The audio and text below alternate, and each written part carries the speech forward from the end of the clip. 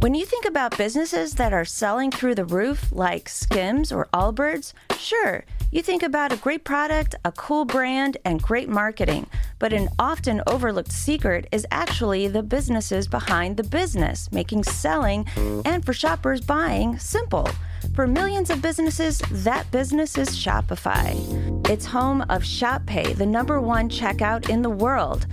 You can use it to boost conversions up to 50%, meaning way less carts going abandoned and way more sales going through to checkout. Upgrade your business and get the same checkout Allbirds uses. Sign up for your $1 per month trial period at shopify.com/income, all lowercase. Go to shopify.com/income to upgrade your selling today. Shopify.com/income. My dad works in B2B marketing. He came by my school for career day and said he was a big ROAS man. Then he told everyone how much he loved calculating his return on ad spend. My friends still laugh at me to this day. Not everyone gets B2B, but with LinkedIn, you'll be able to reach people who do. Get a $100 credit on your next ad campaign. Go to linkedin.com/results to claim your credit. That's linkedin.com/results. Terms and conditions apply. LinkedIn, the place to be, to be.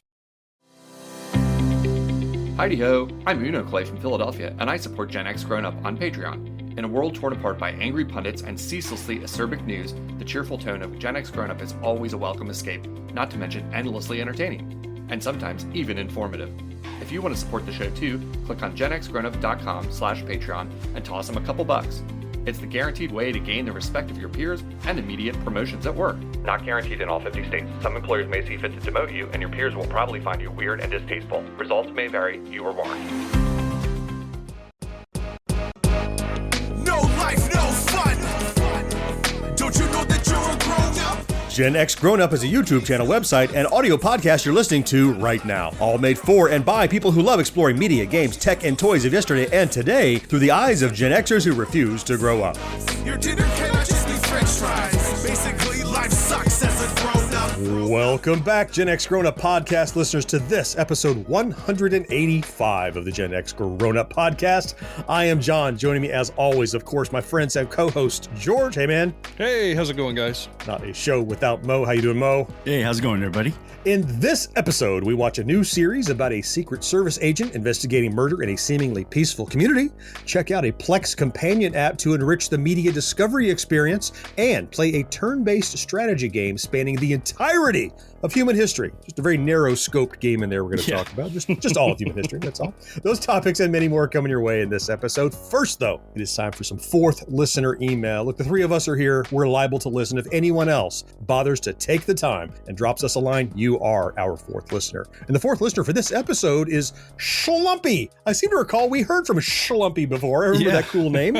So Schlumpy is working his way through the back catalog. He's another one of those dedicated, Johnny-come-latelys that found us only the last little bit, and he's been plowing through episodes.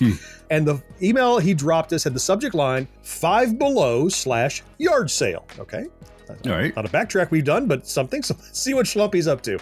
He says, "Hello, guys. First off, love your show." Thank you, Schlumpy. Oh, it was a good start. Right. That's why we picked his email. I have been listening for over 2 weeks after discovering your show. The back and forth banter between the three of you is awesome. We appreciate that. We work really hard, and it's all scripted. None of it's contemporaneous. Yeah, scripting me is easy to do. Right. It's like, George, I need a few more F-bombs. Can we just pencil those in as well? He says, I recently visited 5 Below and was delighted to see some of my favorite 80s candy was there. Yeah, I've seen that too. Like little dots that are on the paper, those little like waxy dots. I've seen those there. And now and laters and stuff like that. Yeah, good stuff there. He says, then I found myself at a local yard sale where I purchased a TV guide for the first time in over 30 years. Wow.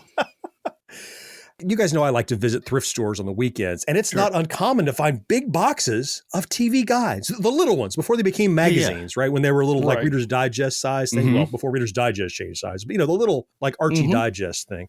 And people pick them up almost as frequently as you find like Playboy magazines, which of course are very collectible and stuff. TV Guide also. So yeah, he found some at a yard sale. Wow.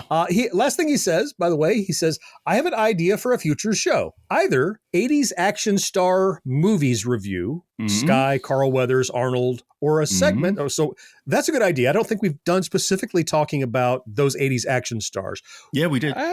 Yeah, we did. we We might absolutely have. did. We absolutely What did. was the angle? Did we pick like 4 action movies or the stars? It was Anyway, Gen X action stars, yeah. maybe we did. That's right. Okay. We so there you probably go. could So- do individual ones, though. No Yeah, kidding. without yeah, Right, absolutely. right, Yeah. right.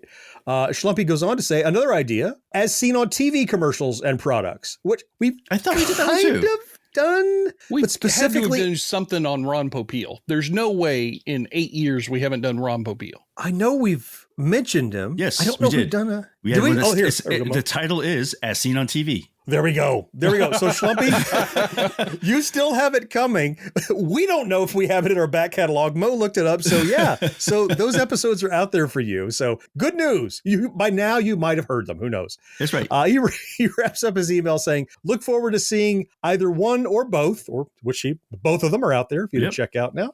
Schlumpy. Cool. Yeah. Thank you, Schlumpy. Wish granted. Yeah. keep the recommendations coming.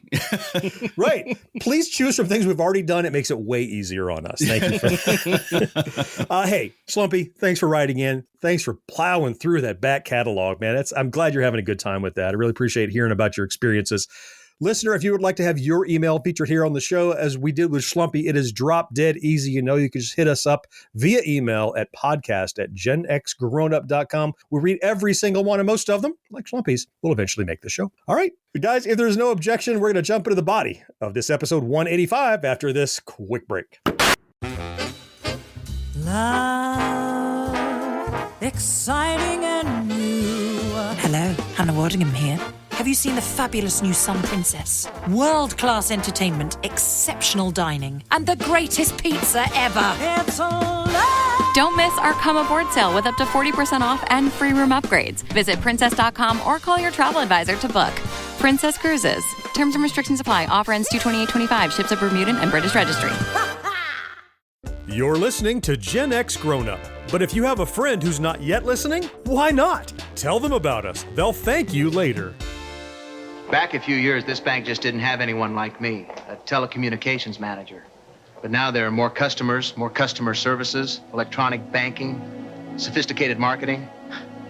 To stay on top of this job, I've got to move the right information to the right people and get it there fast. Welcome to California Business on the Move. Welcome to the Pacific Bell Network. We're here to help you choose from a vast array of communication services and then tailor a system that delivers your business information when and where it's needed. Whether you want telemarketing to sell your products more efficiently or cut down on your paperwork, we're here to help make your business better.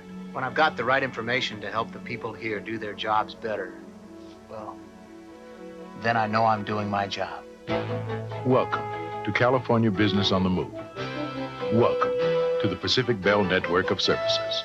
We are here to help make your business better. We're going to get the ball rolling here at the top of the show, as we always do, talking about media that we have been checking out. And as you guys know, this could be music or film or television or comics or books or whatever you are enjoying. And I want to start with you, Mo. What have you been checking out? I've been watching a new TV show called Paradise. I don't know if you guys heard of it or not. Paradise. Yeah, I've heard about it. I downloaded it to my Plex server thanks to the wide world web of public domain. But I haven't watched it yet, so I'm curious to see what you think. Yep. So it's I'm caught up. It's about 4 episodes out now. It's weekly. I'm caught up on it. It is a very good show. It's a really interesting show. I'm trying to talk about it because there's a big interesting twist right at the first episode I don't want to give away because it'll kind of like blow the whole thing. Okay. But Sterling K. Brown stars in it. I know you have seen him. He's been in a million things. He was really lately. He was in This Is Us. I think it was the name of the show that was super popular. I never watched it personally, but the relationship show with the families and everything. Yeah, he was in that. But anyway, he's a Secret Service agent, and his job obviously protect the president, as Secret Service agents do. But they live in like this small town, and it's very idyllic. Like you walk around this town, everyone's smiling. Hey, good morning. So there's obviously something weird going on, which is a twist that you can read about later. You're way too nice, you people. Yeah, and it kicks right off with early on with the president getting killed. The president? Yes, Okay. the president of the United States. I mean, but James Marsden does play the president. James Marsden. Oh, okay. Yes. So, Right. The dead president? He plays a corpse? No, they do a lot of flashbacks. A lot of flashbacks. Oh, in this one. okay, you've seen flashbacks. Right. A lot of flashbacks. But anyway, but it's very interesting because it's like the basic who killed him or mystery. And then that 1st episode, I'm like, okay, there's something weird going on here. Like he's pissed off at the president, and there's these weird. It's just, and they finally at the very end of the first episode, they drop the bomb, so there's no long wait. Like you're not going multiple episodes trying to figure it out. But overall, though, it was like at the end of that episode, I was like, okay, I'm going to keep watching this because suddenly it went from just like a normal kind of like mystery to like this weird kind of like, oh, there's a lot more to this story than just this one event. Okay. So it's definitely worth watching. I think I'm going to give it a few weeks. I definitely don't want to mess up that first episode for anybody because there is a big twist right at the first episode. Okay. Highly recommend. Watch the first episode. Wait to the end. If you, at the end of that first episode, you're not like, what the hell, and jumping to the second episode, then something's wrong.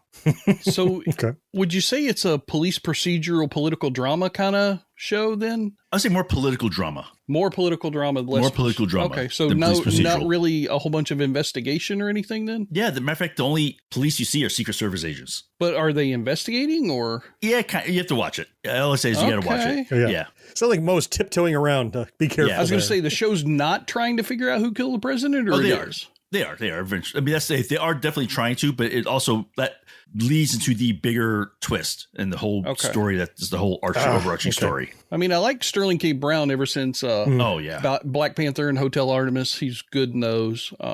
And James Marsden just came off of that Jury Duty show. Oh, that was recently. amazing. Yeah. So yeah, I would definitely highly, highly recommend you watch it. Again, after we watch the first episode, the guys will sit and talk about it. Okay. All right. So besides that, so what do you got, John?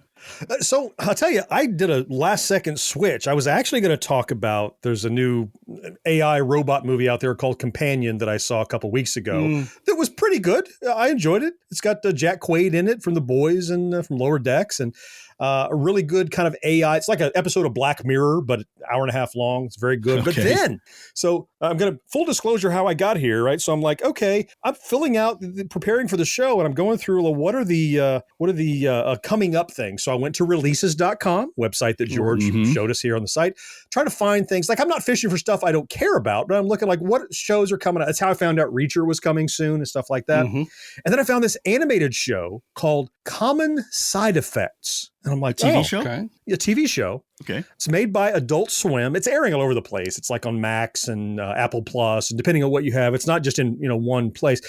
And then I saw, Mike Judge is a voice in this. So I'm a huge Mike Judge fan. What is this? So turns out I went and grabbed the whole first 3 episodes that are out already and binged all 3 of them, and that became the media that I wanted to talk about because I'm really excited about this. The other film I saw was good. This, though, really intriguing, and it's not something you see all the time.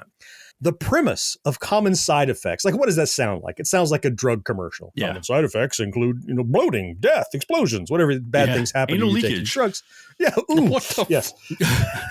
You went straight to the anal leakage. Mo. hard left turn. That's a real one. Go ahead, keep It going. is, yeah. Waste of experience there. Thank you, Mo. I was gonna say. So in Common Side Effects, it's just like, what happened to the guy that was going to make the car that ran on water, right? He was killed or something because the industry didn't want this. Right. Well, the premise with Common Side Effects are all these pharmaceutical companies know about and are trying to contain the knowledge of this panacea cure-all little blue mushroom that can literally heal like any disease in any species with any problem that you have. Wow. And they knew about it, and they've been actively like killing it with pesticides and getting rid of it. Well, this goofball guy who has a weird history they go back on a little bit, like he learned how to read the barcodes on the back of scratch-off tickets and helped him win $11 million. So he's independently wealthy with no real direction in his life. And so he goes off and travels. And so in Peru, he found these little mushrooms and he accidentally discovered their ability. And so the show picks up when he meets an old schoolmate of his who happens to work with the pharmaceutical company. And he's there at this big meeting to go, when, sir, are you going to stop and tell the public about what? And they drag him out, of course, because he's a whistleblower guy. And so he's talking to this girl, and right away, this MacGuffin is taken away. Like, is this a thing? Does it work? Does it not? He's sitting on a park bench with this woman, and this pigeon flies by, and he grabs the pigeon and snaps its neck. Wow. And then sprinkles this powder on it. And after this psychedelic little graphic thing, it comes back to life and flies away. Like, it works. Okay. It cures death. Yes. Like a broken neck or whatever he'd done to this bird. It's bananas. But this is a cartoon. It's not a cartoon. It's animated in a weird style, but it's not like a ha-ha cartoon. It's not a funny cartoon. It's like espionage. It's like conspiracy theory stuff. People are getting shot. People are getting smashed, airplane crashes and stuff, because they're all trying to kill this guy because he knows about this magic mushroom that will eliminate the need for all pharmaceuticals whatsoever. Oh my God. I know. Yeah. They would totally kill him over that. Yeah, because imagine everyone who makes their living off of, like, not just the guys that make and sell it, but I mean, all doctors, market right? it, and everybody, the doctors, everybody, right? Wow. Yeah. So 3 episodes in so far. Mike Judge does have a role. He's the head of the pharmaceutical company, but he's not jokey Mike Judge. He's not Beavis and Butthead, King of the Hill Mike Judge. He's the voice you know. He's the manager from Office Space Mike Judge. He's the plain, flat kind of Mike Judge. And he does a great serious role here. And there are little tiny bits of whimsy that you can do in animation, but also there's amazing effects that you could only do in animation. You can imagine, people want to prove that this works. And this guy stabbed himself in the hand, pinned himself to the table, and then popped a mushroom, and you watch the wound heal immediately. And it's to prove these things work. So I found it because I was like, when are the things I'm already looking forward to coming out? And turns out this is something I didn't know I was looking forward to. Common Side Effects, animated series. You can catch it, as I said, on Apple, Max, Adult Swim, wherever you check it out. Highly recommended, especially if you like animation. But this is the kind of show I think a lot of people that like the things we do would enjoy. So I recommend you check it out. Cool. Lowe's knows that free is just better. That's why MyLowe's Rewards is free to join. As a member, you earn points towards MyLowe's money on eligible purchases, get exclusive free gifts, and earn free shipping at Silver Key status, all on top of weekly member-only deals. Don't wait. Join MyLowe's Rewards for free today and start saving more. Lowe's, we help, you save. Loyalty program subject to terms and conditions. Details at lowes.com/terms. Subject to change. Hey, Fidelity. How can I remember to invest every month? With the Fidelity app, you can choose a schedule and set up recurring investments in stocks and ETFs. Oh, that sounds easier than I thought. You got this. Yeah, I do. Now, where did I put my keys? You will find them where you left them. Investing involves risk, including risk of loss. Fidelity Brokerage Services, LLC, member NYSE, SIPC. Be sure to subscribe to or follow Gen X Grown Up wherever you listen. And while you're there, rate and review the show too. It helps more than you know.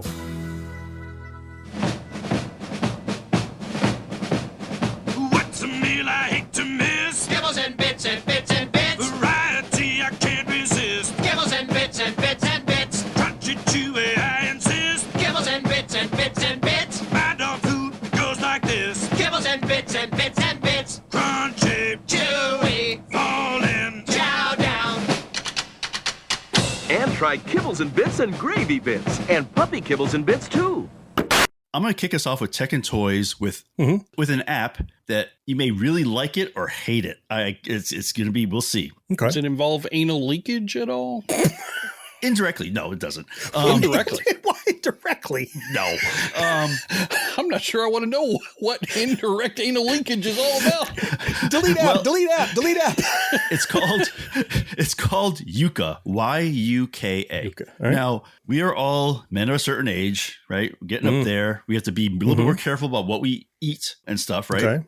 So this app, you scan any food barcode and it rates it health-wise. Is it good for you? Is it bad for you? And if it's bad for you, it tells you why. And it gives you alternatives that are better for you. Okay, so again, you're like, okay, is this a good app or a bad app? So obviously, the first thing my wife found it, the first thing she did was scan everything in our pantry, and half the crap in there was like horrible. But one of the things is that, which I didn't realize, is that there are a lot of preservatives and additives that pretty much the United States is the only country that still allows them. And so it flags those. It says, okay, you know that the rest of the world is not eating this crap, just so you know.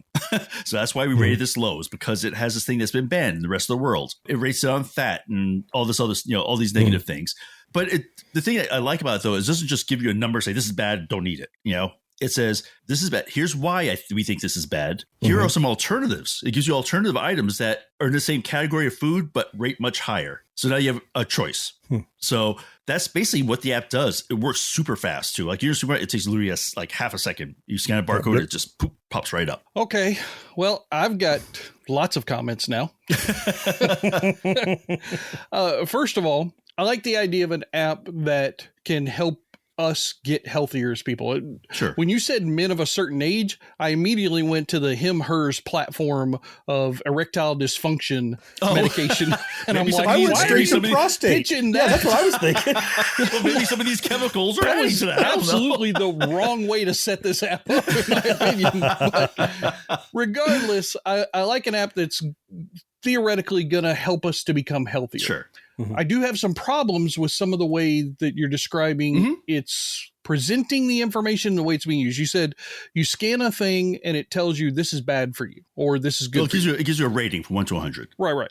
How does it know what is or isn't good for me? And the reason why I ask is because I want to know if it does any preliminary work to discover more about you before you start scanning stuff. For instance, I'm diabetic, so I have different nutritional needs than you might if you're not diabetic. No, it doesn't do anything like that for sure. It does not. It does not? No, but it will tell you the sugar carb content it gives you the list of all the ingredients and things as well. So it will tell you. Yeah, but I can read the package for that. I mean, I don't need an app for that. Yeah, but again, it's a generic app. It's really just kind of saying like based on normal health things, like, and it say like if something's high in sugar, it will rate that lower. It'll say this is very high in sugar. I mean, when you said it presents it as it's good or bad for you, the for you part was what stuck in my head, and I'm like, the royal you. It would be great if it took a holistic approach where it asked you what's your height, what's your weight, what's your age, what are your medical. They said, I'm things diabetic, that you want to worry about. I'm allergic to peanuts.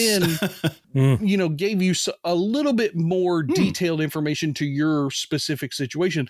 That would be a really great app. Maybe the Yucca people, if they hear this podcast, they could maybe incorporate that, because it sounds like they got a base of a platform already. Yeah, really. You wouldn't think it'd be much of a push to do that. Yep. Let's talk about scanning a barcode. It made me think, is there anything with a barcode that's good for me? Because that means it's probably processed. That means it has preservatives in it. So the things that are good for you, they're probably fruits and vegetables that don't have barcodes, probably. Yeah. Well, they do. There's some vegetables have barcodes. Oh, I guess they do have the little sticker on there sometimes, don't they? But obviously, every fruit and vegetable you scan is gonna be fine. It's like if it's natural, it's fine. But it does do things like I scanned my half and half that I use my coffee, and it said, "Hey, this has all these extra preservatives. There's this other brand of half and half that doesn't have that." Nice. So it's like, and it tells you the rating of the other brand. So it's you have to make the final judgment on that. Obviously, you have to decide what's best for you. And some things you eat, like you're like, hey, I know this is crappy. These potatoes are crappy for me. I don't care. Sorry, I'm eating bacon. That's how it's going to be. Yeah, right? it just is, right? I think what is typically the problem in most of the U.S. especially is that the more processed food is, the less expensive it is, because it's easier to store and keep. And so I bet you that every time it says a better one is here, if you go to Whole Foods and you go to the frou-frou aisle and you pay triple for it, it probably is better for me and it's going to spoil right away and all those things. That's the conundrum for most people trying to watch their health, is like, this food is cheaper and it's worse for me, but the stuff that's better for me, I can't afford. And then you're stuck there. But at least you have informed decisions. Like you said, I understand the value of an app like that. And you're absolutely right. I would say at least 2/3 of the items are more expensive. I would, and not knowing what the app recommends, Mo's been using it, but having owned grocery stores in our family, I know a lot about that industry. There is a misconception that the things that are better for you are more expensive. The truth of the matter is, a lot of the things that are better for us as human beings in general, not specific people, are the fruits and vegetable category. Meats are generally not good for us. We really shouldn't be eating meat. We really should be more vegetarian and fruitarian, that kind of stuff. that stuff is insanely cheap, but what it requires that's not cheap is more of our time, because to John's point, the stuff does spoil a lot faster because it's not generally full of as many preservatives as, say, my M&M bag over here is. But or this bag of potato chips I have. Don't scan that. And I would love to see what the alternative to peanut M&Ms is. Grapes. Right. But I think it might be a good thing for some of our listeners just to bring forward in their mind something. Oh, here's an alternative thing. I would love for it would be nice if it suggested more of those natural fruits and vegetables kind of thing, because if you started going down that track, you definitely, and you guys know, I went down to 203 at one point, which I'm 6'1". So in my 40s, that was an incredible feat for me. Now I'm M&M guy and I'm back up to 230. But I think you can definitely afford good food. I just don't want our podcast to put out there the misconception that all things that are good for me are inherently more expensive. They're really not. Yeah. You just have to be willing to put more time into it, which means taking a little less time with activities that maybe aren't as important as your health. Yeah, you're absolutely right, George. And there were some things like, a particular brand of canned beans. It's just between one brand and another brand, same price, but they're like, this one has half the salt, and is better for you. So again, it's really you have to make the informed decisions what you want to do with this stuff. There are some items I'm like, do not scan that. Yeah. Because I don't want to know. I'm going to get to you eating it. I don't care. A Twinkie just makes the app crash your phone. Exactly. It just melts down. It just says you're doomed. Scan a Twinkie and uninstalls itself. No, I don't belong here. Again, it helps you make better informed decisions. And like I said, there's some things that it says are bad. I'm like, I'm going to eat my ice cream. I'm sorry, but I'm going to try to limit it. I'm not going to eat 24/7, right? So in moderation. In moderation. So that's what I got. So how about you, George? What you got for us today? Just a pretty simple, straightforward device that I recently picked up for a specific reason. My wife watched a lot of TV out in the living room, and the TV that we bought for the living room was a 4K smart TV. It had its own built-in apps. Oh, yeah. And the built-in apps that are on this particular TV's platform are not updated very often, if at all. You can't restart the apps, which is really stupid in my opinion, because every device I've had, Amazon Fire or whoever, you can at least go in and restart an app when it freezes or hangs or something, as they sometimes do. So I said, okay, well, I need to get a Fire Stick type device out in the living room. Fire Sticks are great, but I wanted something a little bit more powerful. I was looking at the Fire TV Cube thing that's out there, but it's a couple of years old. They haven't put a new generation out, or at least I didn't see a new generation when I looked on Amazon. But we have one of those. They're okay.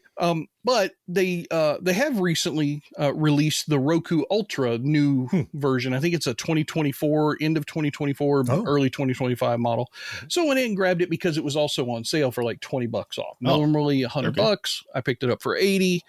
What I like about the device, and John's Fire Cube is probably the same way, is that it has a physical connection for your home network, not just wireless. I often feel like that these devices kind of suffer on most people's wireless, depending upon where you're at in the house and how many devices are connected at a time and how much internet traffic is going on. And so I always wanted to have, at least on my main living room television, a device that has an internet connection, a physical LAN cable connection. And this does. I know John can probably speak to the Fire Cube. I think it does, but I can't remember. It does, yeah. There's also a third device that I haven't picked one up yet, but I'm really interested. NVIDIA has a set-top box that's apparently very well regarded. NVIDIA? Cord cutting, Sounds expensive. I mean, it's not surprising. I mean, NVIDIA makes a lot of GPU stuff and everything. True. So, you know. Anyway, I picked this up for $80. I've played around with it a little bit. I couldn't get past the initial startup stuff, though, because I was trying to do it here in my office. And one of the first things it does in the setup menu is it's like, okay, let's configure your TV so you're controlling the volume with your remote. And I'm like, well, I'm not on that TV. I don't remember what the name of it is, so I'm not going to do that here. So I just unplugged it. But it'll be a nice addition. And smart TVs, no matter what platform they're on, I don't care if it's Roku like this device or Amazon, or if it's their own thing or the Google ones that are out quite often. I just don't think smart TV app systems seem to work very well, or not nearly as well as these extra devices. Mm-hmm. Yeah, I agree. And also, personally, I don't like the TV apps because they tend to do a lot of things I don't like. Like, yes, I'm going to always start you on this channel, like our channel. I'm always going to put you on this. I'm always going to put you on the Samsung thing, which I really hate. Right. I have a question, though. The Roku Ultra, does it just control TV volume? If you have like a sound bar or something like that, will it actually control that? It seems like it could, based on the menu setup that I saw and the ports that are on the back. I believe it could control the sound bar as well. Ooh, that'd be cool. One less remote. I think we're not controlling a sound bar, but I seem to remember long ago when we set up our cube, I think even back then that had the option. It might have even, ours might have had an IR blaster separate that you plugged in. These days it might have an IR blaster baked into it. I don't know. It was a little dongle, but yeah. Yep. Cool. It even comes with a little built-in find your remote button on the device. So if you lose your remote, that's handy. Press a button. Yep. Yeah. I mean, use neat that. little things. For $80, it was worth it to me. I do need to get more into cord cutting, and not cord cutting. Honestly, guys, we need a whole new term. We need to get into service cutting. Holy shit, these things are getting ridiculous. They're just as much as cable was 10 years ago. YouTube TV this month in February has announced another rate increase. And then I just got an email like 2 days ago saying that they're losing Paramount Plus or somebody. Yep. And I'm like, what the hell? All right, well, fuck you people. Yeah, really. You keep adding costs. You're not giving me new channels, but you're going to take away channels that are already there. Man, fuck this shit. Public domain all the way. I'm telling you. Anyway, John, the thing that you want to talk about is part of our public domain community of apps that we've been into. I know because I recognize the last two letters on the end of the software. That's right. You're absolutely, that's a transition, a segue into this is fantastic because this is an app that connects up to our cord cutting, downloading of media that we do. So we've talked before about the R series, the sonar, radar, LiDAR, Prowlar, all these different things. They all end with RR, whatever they are, right? I think it was an article that I came through on my feed that was like the top 10 Plex extensions you absolutely must have if you gather your own media. Yeah. And there were things that I knew on there, like Tutuli, which does, indexing and logs and things like that. There were a couple other things that are like, nah, that's not good. One was like to help with metadata or organizing media. We organize our media perfectly at the front end, so it doesn't matter. But the one that really intrigued me and the one that I have jumped into with both feet with no life preserver is this thing called Overseer. No, it sounds a little intimidating. It's with the RR on the end, 2 R's. That's right. So if you run a Plex media server, and especially, maybe even exclusively, if you then also share that with anyone outside of your home, you allow a friend or a coworker or something access into that file, every few weeks, you get a text from someone you never talk to that says, hey, George, can you see if you can find blah, blah, blah, and put that on your Plex server, right? Which is, I say that really snarkily. I don't mean it's happy to do it. It's not a big deal. I'm happy to help out friends who I'm not enjoy anymore. that stuff. Well, George, people aren't even helping me out. At least they're helping you maintain your equipment. Mine are just a bunch of family freeloaders. So what Overseer does, much like the entire RR series of apps, it's interconnected with APIs. When you install it, you connect it up to sonar, you connect it up to radar, you connect it up to your Plex server, and it now will index what you have, and it becomes like this universal media discovery interface. If you want to search for a TV show or a film or whatever, you just start typing, it goes out and it finds it with all the images and stuff. It'll tell you if you already have it in your library or not. If you don't have it in your library, there's a little button to click that says request, and that will then go out and talk to Sonar or Radar and go, we want to add this movie or TV show. We want to download it and put it here, all those sorts of things. It has become a replacement to the interface for Sonar and Radar for me because it's so nice. It has discovery of like, well, let's drill in and find, oh, that was a Tom Hanks movie. What else has Tom Hanks been in? Just like you do in Plex. But once you discover it, you click to insta download it and grab it. Beyond that, I have two beyond that. Here's the first beyond that. Beyond that, you can invite anyone on your server to access this thing. They log in with their Plex credentials, so they know they're authorized, and they go through and see something they want. They click request. I get a notification. I can approve or deny that request, so I have a level of approval. You can actually set some people to auto-approve if you want, and they have the same access to all the same information that they already have through Plex, but now they can actually instantly request something that you want. And if, let's say, Mo, I add you and say, I want you to auto-approve, but you have your own server, you don't need mine. But if you did, you could come in and want it, and I could say, hey, anything Mo asks for, automatically approve it. I want it to go right through, right? So you have trusted people and family. And then finally, the second but plus is it's inside of my network. It's running in a Docker, right? So it's nobody outside of my house can get to it, but everybody knows this is a problem, and it's not unique to Plex and Overseer. But by doing just a little bit of free work, installing a little more software, creating an account with Cloudflare, I can go in and have a redirect so that anyone inside or outside of my home with their credentials can access this, connected to the Plex server, and request and see verification that things have gone in. This has been a game changer in terms of like the ability to communicate with people that are on my server, to coordinate with the things that they want.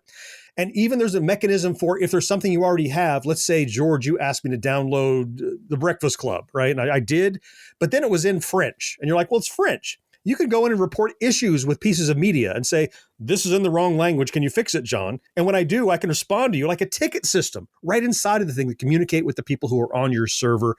I don't see myself being without this anymore. It's become such a streamliner of what otherwise are disparate pieces and just knits them together and gives users of your Plex server, including yourself, an easier way to go in and add and update and refresh media. Wow, that sounds really cool.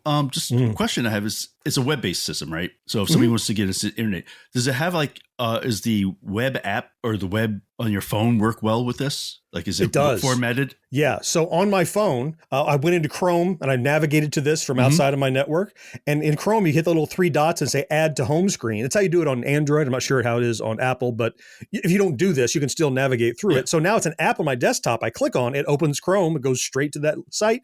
And it's yes, it is tailored as you scale. It moves buttons around, does all that cool stuff you would do.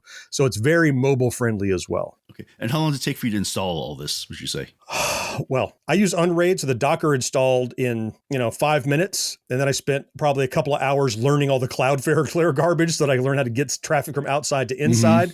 But, an afternoon I spent probably with it, and it became accessible to all of my users, and probably inside of 2-3 hours is all it took to get me up and running. And I was learning stuff. The actual doing it, I can repeat it now in about 30 minutes, right? Because I was learning at the same time. Cool. Most taking notes. Yeah. Overdrive. No, I'm more my notes. Get John over here so you can figure. To do that part.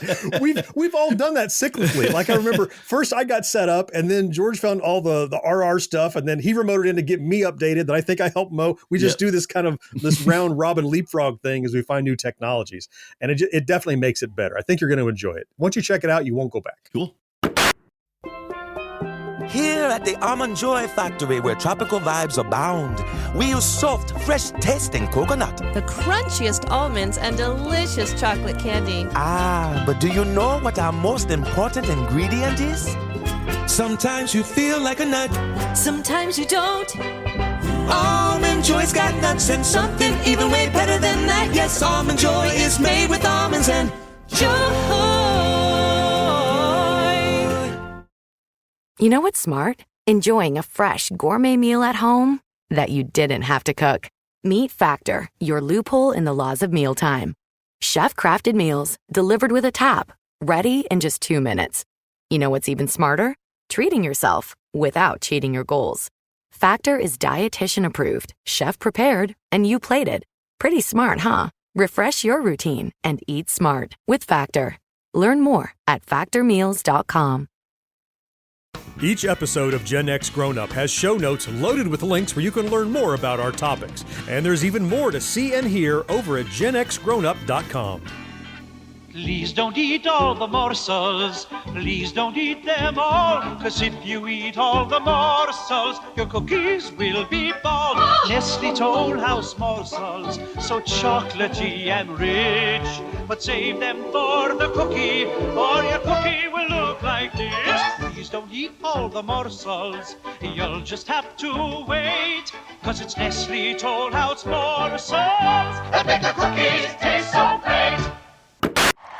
This is the main event of the podcast. For the 3 in attendance locally and the millions listening around the world. Ladies and gentlemen, it's time! All right, guys, time to talk about games. We've all 3 got something to talk about, so let's quit wasting time and jump right in. John, what have you been playing lately? Well, I'm not going to waste your time. I'm going to talk about something cool. So we're going to start off the bat with something neat. You guys remember the game that you hate that I love? Called Donut Dodo, yes? Oh, yeah. And you don't hate it because it's a bad game. You guys hate it because it was punishing and difficult, and it is. This is made by a company called Pixel Games, and it's the ones that look like an old 80s arcade game, both in aesthetic and design and pixel, and really the sound effects and just overall behavior of the game. They also did one that we talked about briefly on the show called Cash Cow DX. Was another one, same idea. Well, they've dropped a third game, a very different game this time around, and it's called Looney Landers. Now, the pun with Lunar Lander is intentional. I actually didn't catch it myself. Someone had to point it out to me. That's funny. It's not about Lunar Lander, though. It's actually more like, remember the Atari game Human Cannonball, where you had to pick a trajectory and how much you fire? And you're trying to land your guy on a little platform, right? Yes. It's kind of like that. So this looks like an 80s arcade game, behaves like it. It even says insert coin, but you just push the button, of course, and go into it. This is, without a doubt, designed to be, I'm sitting next to somebody who is ready to get a punch when they play and they beat me on this. The environment is, there's this crazy clown that is causing all sorts of chaos, and these little platforms you can land on that have different value amounts. And there's a plane flying overhead, and you hit a button to leap out of the plane, hit the button again to open your parachute, and you're trying to navigate your little guy down to land on little platforms to claim the value of points that are on those platforms. Along the way, you can pick up bonus items, you can pick up stars from multipliers, and of course, the clown is trying to thwart your efforts at all times by flamethrowers and cannonballs and stuff, all trying to intercept with you. But even if you play this single player, it's a 2-player game. You only will ever play this with another person or against the computer. It's always you and an opponent vying for the highest value targets. And sometimes you're both drifting toward it, and somebody grabs it the last second and you miss out on it. And then you have this ability to bounce around the screen and vaguely control your little paratrooper. And I think it has, I didn't count, but I think it has about 5 levels. Each one takes about 30 seconds, 45 seconds to go through. And then there's a bonus level at the end for a big potential of a score at the end. And then it's over. You go to the leaderboard, put in your high score. But the thing with this kind of game is it's not over, because right away you're like, try it again. Try it one more time. I did a live stream with this I think it was the day before it came out. It's released on Steam and on the new Atari VCS. And we had a huge, great time looking at this thing brand new. Pixel Games had contacted me and said, hey, do you want to check this out? I heard you guys on the podcast talking about Donut Dodo way back when. And absolutely, because I love their stuff. And it's more of the same. So if you enjoyed those weird kind of like, I guess I call them throwback or spiritual old arcade games, that's what this is. But less like a quarter suck kind of thing and more like a skill-based, can you keep all the multipliers? Can you build up a combo to get the highest score possible and do it against a friend who hopefully is sitting there next to you on the couch? So Looney Landers, and it's cheap. I think it's $4 or $5 as most of Pixel games are.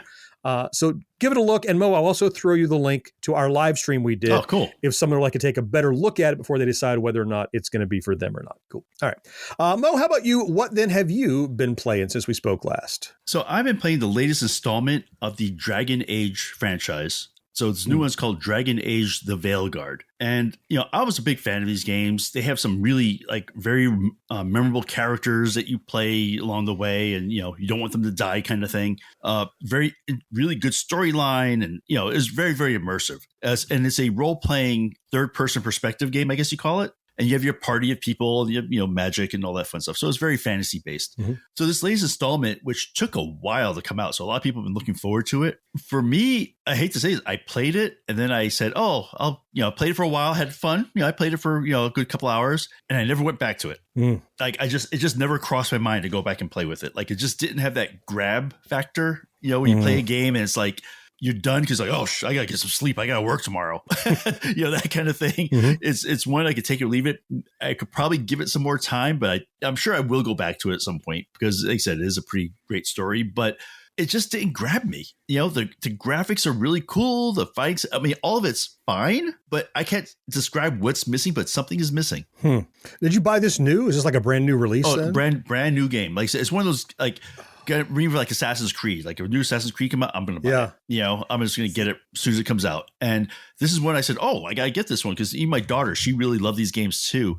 And I was talking to her about it and she had the exact same thing. She's like, yeah, I played it. And I played it like one night, like played it the whole night. Next day, I just played something else and just totally forgot that this game was even there. Like if I played it now, I probably have to start over because I'm probably just like, what happened? Isn't that the danger these days of like, sometimes they're the big franchises that we're dying to play the next one of. And, sometimes you have the self-control to go, I'll wait till it goes on sale. Right. We all know about our Corey system, $1 per hour kind of thing. You would like to wait and get it when it's either on a Steam sale or through Humble Bundle or one of those when it's huge reduction. But this one that like you've played the others and you had a huge investment in them and you figured this was going to be more of the same. Do you think it's too much more of the same or is it too different? Or you said it was hard to put your finger on why it didn't really grab you. Maybe it was nothing new. Maybe that's what it was. Like I felt like I'm playing the same game I played before. Like it didn't like grab me, which is funny because I could probably go back to the older games and replay them and have a good time. You know what I mean? But for free. And this one, I guess my expectation was something more in the story or something more. I said I'm not sure exactly what it got rated very highly from like the big reviewers and stuff. Like they all rated it really high.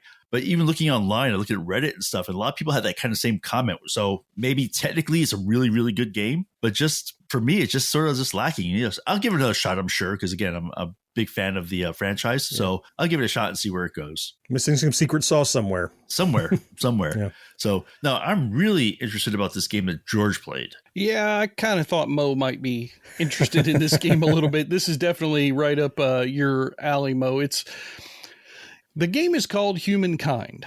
It's one of those games that kind of harkens back to the early 2000s gaming stuff. So it's a little bit like Age of Empires or maybe some of the early Civilization games. Okay. Yeah. One difference, though, those games are mostly real-time strategy, and this is turn-based strategy. So that's why I thought it might appeal to you, because I know you like turn-based strategy. I gave this a shot because it was one of the recent freebies. I think this one came in through Amazon Prime over to the Epic Store. Okay. So if you don't know, if you have Amazon Prime, you can go to a website, and I can't remember how to get there. I always get there when I go to John's podcast edit on Tuesdays on Twitch, and there's a little icon up in the upper right corner that says, hey, click here for your free Amazon Prime gaming stuff. And I do that each Tuesday. And when I got this game, I was trying to look at the list of free games I got in the last week or so to decide which one to play. And there was a couple that were kind of interesting, but their trailers just kind of, I don't know, were flat. So I was like, okay, this one, I loved Age of Empires. Oh, yeah. I loved that game. My wife played them relentlessly. She was just always on those games. And so I was like, I could enjoy a game like that again. So I went and downloaded it, installed it. I started to play it, and at first I was really intrigued with the whole like introduction segment where it was this, animated stuff and this narrator talking in a very kind of comically snarky tone. So it appealed to me right away.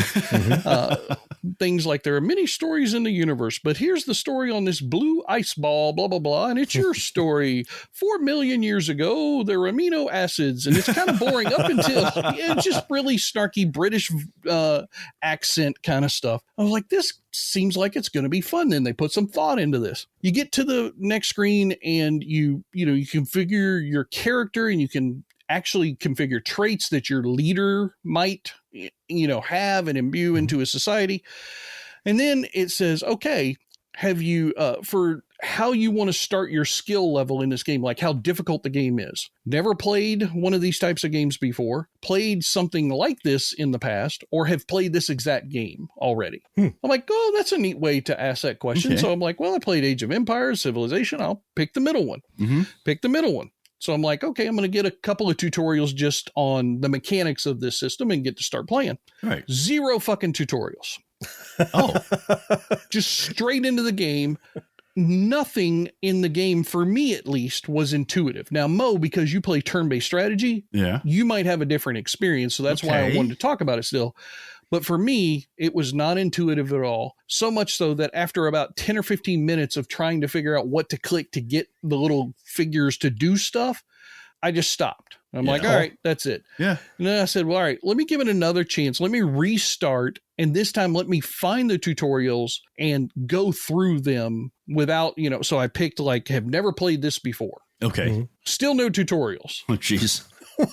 I'm like, okay, what the fuck? So then there's this little gear icon down in the bottom right corner. You click that and one of the menu choices is tutorials. Okay. I'm like, okay, well, at least I found them. So I click on the very first one, beginning, tips and strategies and how to get. It's just a fucking video. Oh. It's not it's not a tutorial like we're used to where Yeah. it walks you through while you're playing the game in the beginning stages. It's literally just a video, like something that might have been out of the late 90s or early 2000s video game thing where it's this guy talking and he's clicking around and showing you stuff, but nothing you can interact with. And I'm kind of a hands-on learner. So this was virtually no benefit to me whatsoever. That pissed me off, as you can imagine. We can tell. Yeah. So I did learn some stuff enough to at least do a few things. I still don't understand half the shit I'm doing. I've progressed at least through one little stage of one era. And then I'm sitting there like, okay. So I shut it down. I go back into it, start a whole new game just to see. And that's when it dawned on me. There was one other aspect of this game that was really pissing me off. So I went and searched on Reddit like you did, Mo, with your game. Turns out I'm not the only one having this problem. This game was released like a year ago. It's still like $50, which is a little suspect as why it's already free. Oh, yeah. For a year? And they even have a definitive edition for $100. So this is not a cheap game. Jeez. That one has tutorials if you pay the $100. Exactly. But the problem that a lot of people are having with the game are load times. This is an Age of Empires Civilization game, and I put a stopwatch on it. It literally took 4.5 minutes to go from that introduction 4.5 minutes to the start of the game. Okay, that's crazy. Just the load screen. What's I'm it not loading? talking about 4.5 minutes of introduction. I'm saying, yeah, exactly. What's it load? Now, people in Reddit have said they went from HDD to an SDD and they saw an improved load time, but that should not matter, Not 4.5 especially minutes. with a gaming system like I have. I Mhm. mean, it's ridiculous. Whatever they've done with this game, they have done it horribly. Not That's why it's just in execution of the gameplay itself, but apparently in the coding as well. So And you have to have a I can't recommend it even for free, but Mo, since you like turn-based strategy, you might have a better experience. Right. If you already know what you're doing. When it goes free again, I'll get it. Quick, it might still be there. Check and see. What was the cool app we talked about 2 weeks ago? Go there. I bet you it's still on the list. It might still be around. Oh yeah, I'm sure it's still free right now. Yeah. Jump on it. Yeah. Mo, update us if it's better than we thought it was. I'll let you know. Every cup of Nespresso coffee is an invitation to transform your morning routine into a ritual you can treasure each and every day. Using the Virtuo Pup, a simple touch of the button freshly brews bold aromas and a rich, velvety crema layer for delicious cafe-quality coffee at home. Whether you enjoy your coffee hot or over ice, every sip, every morning is unforgettable. Nothing tastes like Nespresso coffee. Visit Nespresso.com or our app to explore our full range of easy-to-use machines and coffees not found anywhere else.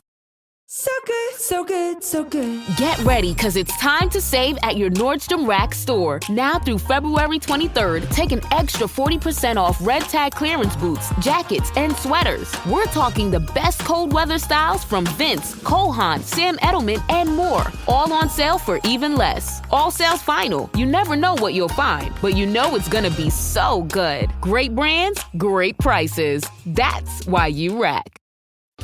If you're a die-hard Gen X grown-up, you can pledge your support by clicking join on YouTube or by becoming a patron at genxgrownup.com/Patreon.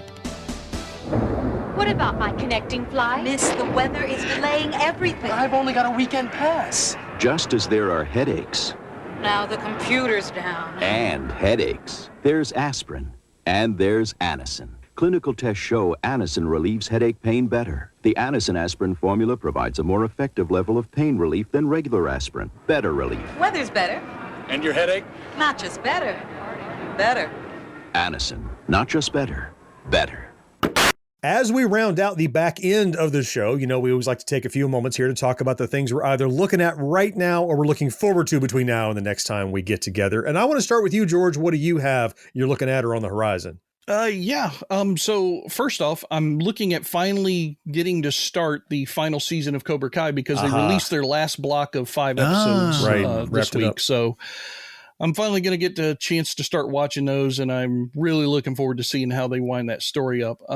Second thing I'm looking forward to, I really want to pick out a good movie in theaters because I want Grace to be able to go back to a theater now that she's getting more ambulatory and is able to do a lot more things independently. I thought it might be a nice, fun thing for her because she used to love going to the movies. We had the AMC Plus thing for a long time there and all. So this would be nice to get to go back to a movie.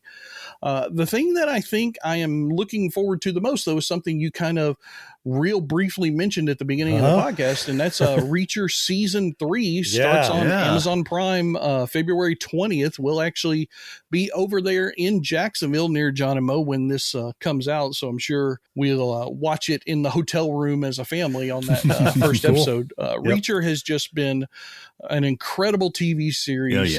Fun. Alan Ritchson, the guy who plays Reacher, has been phenomenal, and he's perfectly cast in the role. I don't think I could ever see anybody being Reacher ever again. And each season they take a specific book, and that's the story for the season so far. I'm hoping they do the same thing with season 3. And it's just a wonderful series. My son and I are going back right now, and we're in the middle of season 1, rewatching it. Nice. In prep for season 3. So cool. February 20th, Amazon. It is rewatchable too. Yeah, it's very rewatchable. It really is. Yeah, it's really solid. So, Mo, how about you? What are you looking forward to? Obviously, Reacher as well. That's right. First 2 seasons, loved them. So I'm hoping they keep the quality up for this third one. I'd expect so. The next one is an animated series that came out probably a couple of years ago called Pantheon. I don't know if you guys watched it or not. It was basically about a little girl. Her dad had passed away, and she starts getting email messages from him, even though he's dead. And it turns out like there's a whole thing where like AI and his dad had been uploaded to his computer thing, and he was trying to reach. He broke out and was trying to reach her. Really, really interesting story. You kind of have to pay attention, kind of thing. You have to when you watch it. Like you can't be playing on your phone when you watch this show because it's you definitely get lost. But definitely good and something worth watching. What I'm really most looking forward to though is Daredevil Born Again on Disney Plus.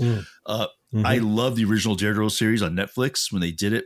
Charlie Cox, amazing job. I thought the guy who played Kingpin, I forget his name off the top of my head. Amazing. Vincent D'Onofrio. Thank you. Amazing. I got it as quick as George. It's the first time ever. He usually knows every actor. I think there was a delay because I said it, then I heard you say it. So, Well, in the edit, I'm going to say it first by just a little bit. I'm going to fix it. I'm going to call it a tie. Okay. All right. but they're both in it. And like I said, I mean, just the two of them by itself could carry the show. By far the best Kingpin villain ever. He's great. He scares me. So and it's also got John Bernthal back as Frank Castle as Punisher. Yeah. So absolutely. Crazy. So that's what I'm most looking forward to. So how about you, John? What are you looking forward to? Yeah, well, also on my list, not coordinated, Reacher Season 3. That's on our radars. We all enjoyed that series, or enjoying, I should say. It's ongoing. I had heard of this film and then saw a trailer the other day when I went to see something else in the theater. My Dead Friend Zoe. Have you heard of this film? And first and foremost, it grabbed my attention because it has Sonequa Martin Green, who played Burnham in Star Trek Discovery. It's the first thing I've seen her in since then in that. But also has Natalie Morales, Ed Harris, Morgan Freeman is in this. Oh, nice. Uktarsh Embakar, who you might not know him by name, he is he's the he's the guy in Ghost. He's the husband in the series Ghost. Okay, yes. His wife he's sees the one who Ghost. wears all the cool Atari t-shirts. Yeah, exactly. Anyway, the premise of this that they kind of give away in the trailer, but is that Sonequa Martin Green plays this young woman who has some post-traumatic stress disorder from being in the military, and she has this good friend, but apparently the friend died there. She's like an imaginary friend that she sees and talks to, and everyone else is helping her deal with this. And I just saw the trailer and it just looks so compelling, and it has all these big actors in it who come in for stuff. And sometimes you bring in like stunt casting like that, and it can be bad, but in the snippets that I saw, like they're chewing up the scenery. Like they're exactly what you want to see Ed Harris doing, what you want to see Morgan Freeman doing, being these high gravitas kind of characters. So anyway, that's coming February 28th to theaters. And then finally, I mentioned it last time, and now it's coming out February 21st, The Monkey. This is a reimagining of the Stephen King short story. The reviews are starting to come out, and they're saying it's the best description of this film I've heard is it's like an art house Final Destination. Okay, I'm good with that. Okay, that sounds all right to me. So yeah, gonna see The Monkey. Can't avoid it. I might see it twice. I don't know. I had tickets I ticked the thing that says alert me when you can order them, and I ordered them as soon as they emailed me like 3 weeks ago. So eager to go and see that one next Thursday. Okay, before we get out of the show, I want to talk about some patrons, but Mo, every once in a while we get a question from one of our supporting patrons that we try to answer here on the show. Do you have one for us this time around? Oh, absolutely. Today's question is from Power Driven. He's been a supporter for quite a while, and it's a really interesting question. I really like this one. It is, what is your favorite Atari memory growing up? Specifically Atari. So many. Yeah. I'll kick us off because I have one that popped in my head as soon as I saw this. Right. Was when the first time I saw Asteroids. Oh, okay. Like in the store or no, like arcade. Oh, Atari Arcade Asteroids. Got it. Yeah. Atari Arcade. Not your 2600. Got it. That's the 2600. Yeah. Just because I understand. Because the only game we saw that was Space Invaders, and that was pretty much it. Actually, Space Invaders and maybe Breakout, right? And so this was a game that was like, you just felt like, oh my god, like you're flying around. You're not restricted to just one part of the screen, and you're destroying stuff. And it was just I thought it was just, and it's also the vector graphics, which just look amazing always. And it's just a game that I saw, and I was like, and I dropped so many quarters. So that was probably the first time I think I saw Atari is like, it's like popped in my head is like, oh, this is a company I need to keep an eye on. So who wants to go next? No, the last time I went ahead of George, I stole his. That's true. So George, you should go next then. Do you have one? You can go next if you want. Yeah, I mean, a couple of thoughts. I think I'm kind of in the same boat that John is based on the quizzical look when Mo talked about Asteroids. When I think of Atari, I'm always going to gravitate toward the home console. Sure. That makes sense. As soon as that name is mentioned, much less so than the arcade, although they had some great arcade titles, of course. But when it comes to the home console, it's kind of a toss-up between playing the best Pac-Man port ever in history on the 2600. Yeah. All right. But I think my favorite memory might actually be discovering the Atari Force comic book in one of the cartridge boxes. Being a comic book fan, and especially early on, and as a young person, always getting them off of that little spinner rack at the grocery store when I was a little kid and stuff. Comic books held a special place in my heart. And when that kind of got married with having a video game system in my house, and those two worlds collided, that was really special. Now, I'm not going to tell you the Atari Force comic books, especially the ones in the cartridges, are all that great. Yeah, that's true. Yeah, they're not. But just like we look back on things with a nostalgic eye that we color them better than they might actually have been. Of course. That's the way the Atari Force comic book is for me in this memory. So my favorite Atari memory has got to be getting that first Atari Force comic book. And I still have it, had it graded. It's a shitty grade because I was a terrible kid back then, but I still love my Atari Force comic book. Yeah. Nice. And didn't they, like, some subsequent issues, it was like a half-size book, right? And the subsequent issues, like, were in different cartridges. Like, you had to keep buying new games to get the other issues, right? Them. There were, I think, 5 issues, maybe Sounds 6, right. 4, 5, 6, something like that. Then they went to full size, and I think DC maybe was publishing them, or I can't remember, but one of the big companies picked up the license. Yeah. Okay. Well, mine is, again, I was thinking the 2600, but not specifically about playing it. to ask what's your favorite Atari memory, it's so difficult because it was so integral to my childhood that there's so many little, like this person I played with, or the first time I found the Easter egg in Adventure, or the first this or whatever. But the one that is most like easy to remember in my head, that's most vivid. Sometimes you have shaky memories, sometimes you have really solid ones. And it really is at a store. We were at the mall, me and my mom. It wasn't like my birthday or anything. And I'd been playing Atari, it was about 82, 83 or something. And I'd been dying to get Vanguard. They'd been showing it in the Atari Age magazine, and it looked fantastic. And I knew and loved the arcade game. And as I still do as an adult, I'll go into any given video game or toy store to look around. I think we went to like a electronics boutique or Babbage's or whatever was in the mall there, and had a huge display, and there was Vanguard. And I remember this had to be like 83, something like that. It was $39.99. I mean, they weren't cheap, but this was like a premium game. And I wasn't like begging for it or anything. I was just like, oh, here's the one from the magazine. Here it is. It's really cool, whatever. And she said, how much is it? And I'm like, and I answered her as to let her off the hook. Oh, it's $39.99, whatever. She's like, okay. Ooh, wow. Okay. Whoa. What do you mean, okay? Okay, I should forget about it? Or no. And so it was, maybe she got her tax return. I don't know what the deal was, but it was out of the blue. Normally I would get a clearance one, if anything, at the store if I begged for it. But this was just me not even trying. Maybe that was the clue. I wasn't being a pest. So she was trying to teach me, don't be a pest and you get good things. And so on the way home, that was one of those that I can still remember reading the manual, every little monster, what's their name, what are the name of the zones, the stripe zone and the different rainbow zone and stuff.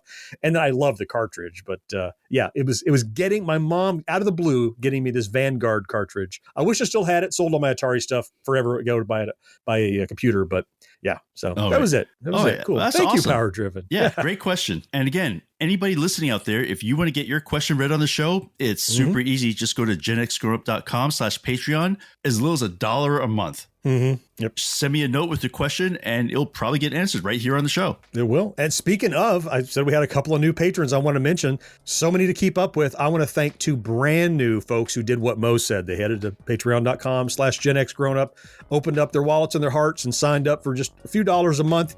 Kedrick H. And the second user is DEAD. Now, I'm not saying that the user is dead or that the name is dead. Maybe it's an acronym for something. I don't know. Or maybe the Grim Reaper signed up and joined us. But thank you, Kedrick and DEAD. We certainly appreciate you. You're adding your name to a roster of other very supportive and just enabling human beings that make sure we continue to do what we do here on the show and over on YouTube. So we appreciate that you did that. Finally, that is going to wrap up this edition of the Gen X Grown Up podcast. Don't worry, we have another one coming in 2 weeks. And our backtrack is coming around just next week. Mo, would you be so kind as to tell the fourth listener what they could look forward to next week on the backtrack? Oh, absolutely. It's probably one of the major albums from 40 years ago, if you can remember that. Holy crap. Whitney Houston, her debut album came out 40 years ago. And amazing singer, amazing talent, tragic life. But again, that first album just cemented her immediately into the 80s music scene. That voice. Yep. We're going to run through that one. That should be great. I hope you'll join us for that. Until then, I am John. George, thank you so much for being here, man. Yes, sir. Mo, I appreciate you. Always fun, man. Fourth listener, it's you we all appreciate most of all, though. We can't wait to talk to you again next time. Bye-bye. See you guys. Take care, everybody. No life, no fun. Don't you know that you're a grown-up? Gen X Grown Up is a member of the Evergreen Podcast family. Learn more at evergreenpodcasts.com. While she shows till sunrise. Unacceptable for grown-ups. Your dinner cannot just be french fries. Basically, life sucks as a grown-up. Yeah. Although... Canceled.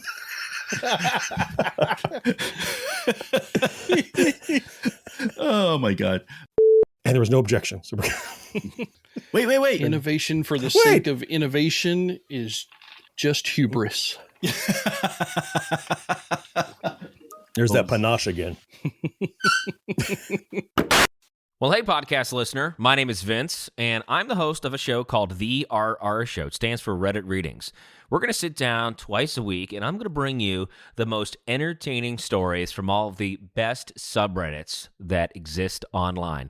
Things like malicious compliance, petty revenge, hey, lady, I don't work here, Oh, there's so much more. Lots of great stories and things you won't believe. Like the one time this dude was caught in a bathroom with his friend, and he was slapping them because that was the only way that he could actually legitimately help them. A mall cop comes in with a taser. Oh, yeah, the rest is history. It's going to be fun.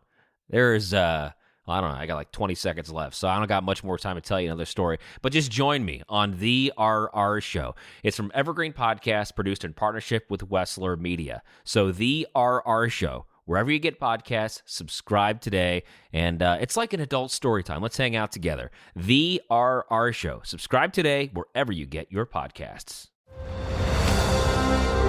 I'm Ken Harbaugh, host of Warriors in Their Own Words, a podcast that presents the unvarnished, unsanitized truth of what we have asked of those who defend this nation. As a country, we need these stories more than ever. Stories from Americans who have borne the battle, including 30-year-old remastered interviews with veterans from World War I recounting their time in the trenches of Europe, and with veterans from World War II, Korea, Vietnam, and from our most recent conflicts in Iraq, Afghanistan, and other battlefields Americans may never have heard of. Hear their stories by listening to Warriors in Their Own Words wherever you find podcasts.